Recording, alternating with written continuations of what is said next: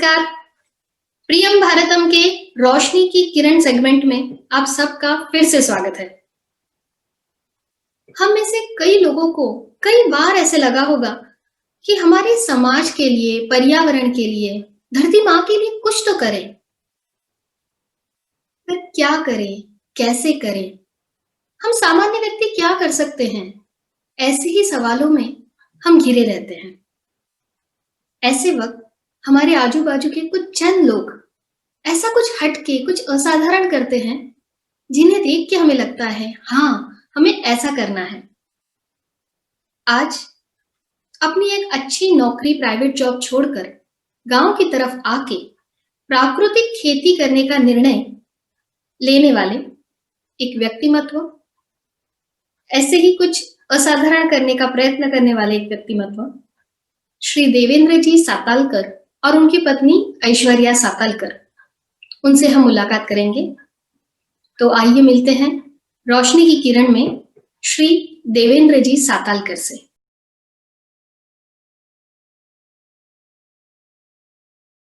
नमस्कार। नमस्कार। प्रियम भारतम के रोशनी की किरण इस सेगमेंट में आपका बहुत बहुत स्वागत है। बहुत बहुत धन्यवाद। आप सॉफ्टवेयर क्षेत्र में थे, वो छोड़ के आप इस कृषि क्षेत्र में आए। आपका जब परिचय हमने पढ़ा तो उसमें ये बहुत ही आश्चर्यकारक बात लगी, क्योंकि आजकल युवा शहरों की ओर जा रहे हैं, ज्यादातर उन्हें प्राइवेट सेक्टर में नौकरी चाहिए।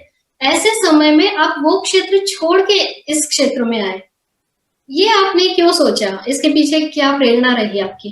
2-3 साल मैंने जॉब किया है और उसके बाद मैंने इसे छोड़ा है। और छोड़ने के बिल्कुल बाद मैंने फार्मिंग नहीं स्टार्ट की थी, मैंने डेयरी फार्मिंग स्टार्ट किया था। अब डेयरी फार्मिंग स्टार्ट करने के बाद में ये हुआ कि हम कुछ ऐसी जगहों पर डेयरी फार्मिंग किया करते थे जहाँ खेत होते थे और खेती होती थी, तो वो खेती काफी अट्रैक्ट करती थी कि खेती होनी चाहिए। इससे पहले कभी खेती जैसी किसी चीज से हमारा शहरों में रहे हैं, पले बड़े हैं, तो किया और फिर मैंने खेती स्टार्ट करने की सोची। लेकिन हम लोगों के पास में कुछ हमारी जमीनें नहीं थी, तो हमें शुरुआत जमीनें खरीदने से करनी थी कि कुछ जमीन जिसके ऊपर हम खेती कर सकते हैं। तो खेती करने के लिए पहले जगह की व्यवस्था की गई, जमीन की व्यवस्था की गई और फिर हम लोगों ने खेती स्टार्ट की। अच्छा, मतलब आपने बिल्कुल शून्य से चालू किया है, तो ये तो ज्यादा मुश्किल होता होगा, यानी इसके लिए फिर आपको बहुत प्रिपरेशन करना पड़ा होगा, अभ्यास करना पड़ा होगा।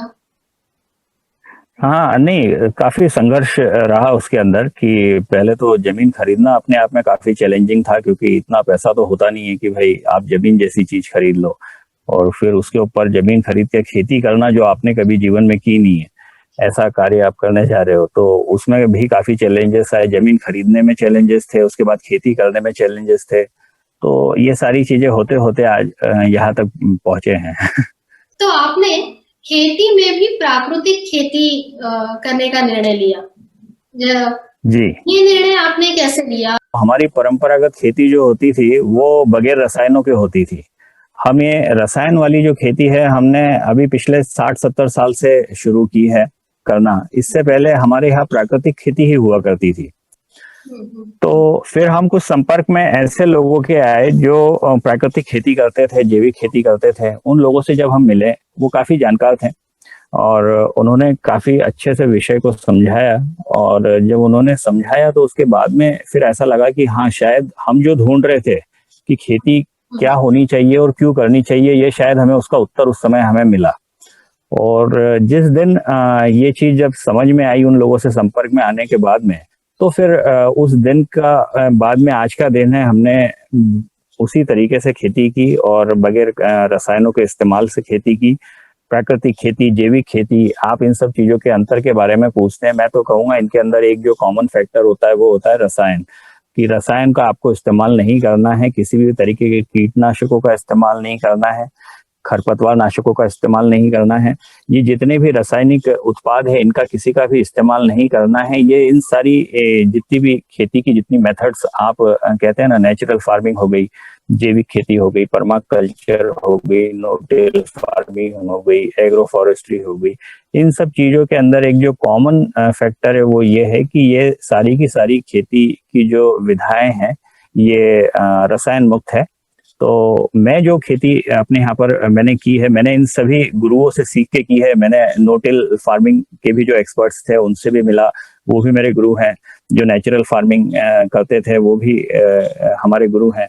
तो इन सब लोगों से सीखकर मैंने इन सब लोगों का मिक्स अपने यहाँ पे तैयार किया है और मैं हर तरीके की खेती अपने यहाँ पे करता हूँ, भले ही वो नो टिल फार्मिंग हो, वो नेचुरल फार्मिंग हो। मैंने एग्रो फॉरेस्ट्री कर रखी है, अपने खेतों में काफी सारे पेड़ लगा रखे हैं जिसमें कि लकड़ी के भी पेड़ है, फलों के भी है, सब्जियों के भी है। और बीच में इन सब पेड़ों के मैं हर तरीके की जो फसलें हैं वो बहुत अच्छे से ले पा रहा हूँ।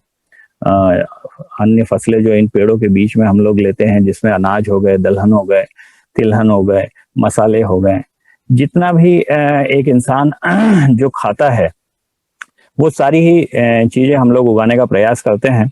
और धीरे धीरे हम अब इसके अंदर हमें काफी अच्छे रिजल्ट्स आने लगे हैं।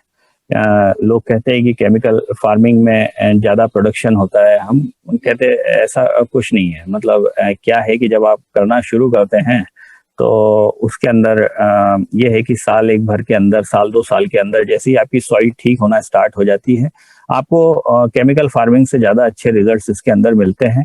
और बगैर मिट्टी का स्वास्थ्य खराब किए, बगैर पर्यावरण का स्वास्थ्य खराब किए और बगैर इंसानों का स्वास्थ्य खराब किए आपको बहुत अच्छी आप खेती कर सकते हैं। हम लोग तो किसी प्रकार का कोई जैविक खाद भी इस्तेमाल नहीं करते हैं। बगैर खाद के कैसे खेती करना संभव है, हम उसके ऊपर काम कर रहे हैं और काफी अच्छे रिजल्ट्स हमें अभी इसके अंदर मिल रहे हैं। जब हम प्राकृतिक खेती कर रहे होते हैं तो हमारे यहाँ पे काफी घास भी बहुत होती है, चारा भी बहुत होता है, फसलों के बीच में भी होता है, थोड़ा मेड़ों के ऊपर भी होता है। तो हम इस चारे का काफी अच्छे से मैनेजमेंट करते हैं और इसी चारे को क्या है हम इस तरीके से इस्तेमाल करते हैं कि इसी का हमारे खेत के अंदर के चारे का खेत के अंदर ही कंपोस्ट तैयार हो जाता है। और हमें जहाँ ऐसी आवश्यकता होती है कि हमें जहाँ कंपोस्ट थोड़ा बहुत डालने का अगर ऐसा लगता भी है कि जरूरी है, तो वहां पर हम इसी चारे से बना हुआ हमारे खेत का जो चारा होता है उसी का कंपोस्ट हम बना सकते हैं और उसको अपने खेतों में डाल सकते हैं। और यहाँ पर काफी सारी जो खरपतवार की निंदाई होती है, गुड़ाई होती है, तो उनसे भी जो चारा निकलता है, उस चारे को भी अगर हम जमीन में ही रहने दें तो वो जमीन का एक तरीके से भोजन होता है। उत्पादन के लालच में या ज्यादा उत्पादन के भ्रम में कह लो, हम सॉइल को खराब करते चले जा रहे हैं। ये एक तरीके का मतलब कहना चाहिए ना, एक भ्रम पैदा किया गया है उन कंपनीज के द्वारा जो केमिकल्स बनाती है। हर कंपनीज को देखो सर्वाइवल के लिए अपनी चीजों की मार्केटिंग करनी होती है, अपने प्रोडक्ट्स की मार्केटिंग करनी होती है। तो वो अपने फर्टिलाइजर्स को कैसे बेच सकती है, तो वो इसी तरीके से बेचती है कि भाई इससे उत्पादन आपका बढ़ जाएगा। अब उत्पादन बढ़ जाएगा ये सोच के किसान उन चीजों को लाकर अपने खेत में डालता है। उत्पादन बढ़ा कि नहीं बढ़ा ये नहीं पता चलता, लेकिन सॉइल बेशक खराब होती है जो पता नहीं चलता। किसान वो चीजें समझ नहीं पाता, किसान जो होता है इतना जानकार नहीं होता है कि सॉइल की क्वालिटी वो कैसे खराब कर रहा है, उसको वो समझ सके। तो उस भ्रम से बाहर निकलना है कि कैसे अधिक उत्पादन के लालच में हम बाजार से फर्टिलाइजर्स खरीद के लाएंगे, जो हमारे खून पसीने की गाड़ी कमाई से जो हम अपने फर्टिलाइजर्स खरीद के लाते हैं और उसको हम खेतों में इस तरीके से डाल देते हैं और उससे फिर हम उल्टा अपना दूसरा नुकसान करते हैं कि सॉइल खराब करते हैं। मतलब एक तो पैसों से खाद खरीदी, पैसों का नुकसान, उस खाद से सॉइल खराब करी, सॉइल का नुकसान, और बस इसी भ्रम में घूमते रहना। मतलब जो है एक लॉग मेंटेन करना चाहिए, कैसे भी करके कम से कम इतना हिसाब किताब रखना सीखना चाहिए कि वो जो फसल लेने जा रहा है उसके ऊपर वो शुरू दिन से क्या पैसा खर्चा करता है, लेबर के ऊपर, बीज के ऊपर, खाद के ऊपर और उसके रखरखाव के ऊपर, बिजली के ऊपर, पानी के ऊपर। तो आखिरी में जब उसका उत्पादन आता है तो उससे उसको ये सारी चीजें माइनस करके समझना चाहिए कि क्या वो फायदे में रहा है या नुकसान में रहा। जब तक वो ये नहीं समझेगा तब तक वो बाजार से खाद लाके डालता रहेगा। जैसे आपने अभी इसमें इन्वेस्टमेंट के बारे में बताया कि केमिकल का, फर्टिलाइजर्स का हम खर्चा कम कर सकते हैं। वैसे ही और एक बात हमेशा ये होती है कि अपने यहाँ पे पानी किसानों को पानी का बहुत बड़ा सवाल रहता है। बहुत से ज़मीनों में पानी की कमी रहती है। हुँ, उसके लिए आप कुछ बता सकते हैं क्या? आपसे जब मैं बात बिल्कुल। कर रही थी तब कुछ ऐसा हमारी बात हुई थी कि आपके यहाँ पानी बहुत कम लगा था, मिला था आपको पहले। तो आपने ये सवाल कैसे हाँ, प्रॉब्लम कैसे जी। सॉल्व किया? नहीं पानी कम क्यों है सबसे पहले उस वजह को हमें समझना ज़रूरी है कि पानी क्यों कम हो गया। पानी वैसे कम तो था नहीं, हमने पानी का बहुत ज़्यादा इस्तेमाल किया, मिसयूज़ किया, तो जाके वो पानी हम लोगों के पास में बचा नहीं। फिर दूसरी जो बातें हैं पानी ना होने की वो ये है कि हमने अपने जंगल ख़त्म किए। उन जंगलों को काट के हमने खेत तैयार कर दिए, खेतों में से भी पेड़ गायब कर दिए। पेड़ काफ़ी इम्पोर्टेंट रोल प्ले करते हैं बारिश के पानी को ज़मीन तक पहुँचाने का। तो जब हमारे खेतों में पेड़ ही नहीं बचे तो वो जो पानी है बारिश का उसको हम कैसे सहेजेंगे? वो पानी और फिर दूसरा रीज़न ये है कि हमने केमिकल फार्मिंग स्टार्ट कर दी जिससे कि ज़मीन जो है वो इतनी कठोर हो गई कि ज़मीन के अंदर पानी जाना बंद हो गया। पानी बह के ज़मीन के ऊपर से नदी नालों में चला जाता है और वहाँ से समुद्र में चला जाता है। तो हमने कहा उस पानी को सहेजने के हम प्रयास कितने कर रहे हैं पहले हम वो देखें। फिर भी अगर पानी आपके पास कम है तो आपके पास में कुछ ऐसी फसलें हमेशा रहती है कि जो कम पानी में होती है। ऐसी कई सारे फसलें हम भी जो है हमारे यहाँ पानी जब हम इस खेत पर आए थे तो काफ़ी कम पानी था। अभी दिन पे दिन थोड़ा बहुत सुधार यहाँ पे होता जा रहा है। हमने तकरीबन 4-1 हज़ार पौधे यहाँ पे आने के बाद में लगाए हैं और भी लगाते जा रहे हैं तो संख्या तकरीबन 5-10 हज़ार पौधों तक पहुँच जाएगी यहाँ पर। जैसे अभी आपने कहा कि आपने बहुत से पेड़ लगाए। यूजुअली जी। हम ये देखते हैं कि पेड़ काटे जाते हैं। हाँ, पेड़ काट कर बड़ी ज़मीन बिल्कुल, बना लेते हैं और वहाँ खेती करते हैं या कुछ भी व्यवसाय करते हैं। आप पेड़ लगा बिल्कुल। रहे हैं, तो ये क्या है? जी। ये देखिए पेड़ों से क्या फ़ायदा होता है कि पेड़ों की जो जड़ें हैं ये चैनल्स का काम करती है और इन्हीं से जो पानी है बारिश का ये आपकी ज़मीन में उतरता है। दूसरा जब आप केमिकल्स नहीं डालते हैं तो आपकी ज़मीन की जो फर्टिलिटी है वो काफ़ी अच्छी हो जाती है, ज़मीन मुलायम हो जाती है, ज़मीन कड़क नहीं होती, सॉइल कड़क नहीं होती है। तो उसमें क्या होता है उसमें काफ़ी पानी फिर आपका अंदर उतरने के चांसेस आपके बढ़ जाते हैं। तो आपको ये करना होगा मतलब कि आपको अपने खेतों के अंदर पेड़ लगाने पड़ेंगे या जो पेड़ है उन्हें बचाने पड़ेंगे क्योंकि कुछ लोगों का ये रहता है कि पेड़ लगा देने से छाया हो जाती है खेतों में और छाया हो जाने से किसी भी प्रकार की फसलें नहीं होती। तो हुँ, ये भी एक भ्रम है कि छाया में फसलें नहीं होती मतलब कई सारी ऐसी फसलें होती है जो छाया पसंद फसलें जिनको हम बोलते हैं शेड लविंग क्रॉप्स बोलते हैं वो की जा सकती है। और दूसरी भी जो क्रॉप्स है जिनको लेके कोई भ्रम है कि ये नहीं होती है छाया में तो ऐसा नहीं है। हम तो सारी ही चीजें गेहूं चने से लगाकर सारी ही चीजें हम जो है छाया में ही उगाते हैं पेड़ों की और काफी अच्छे से उत्पादन लेते हैं उसका।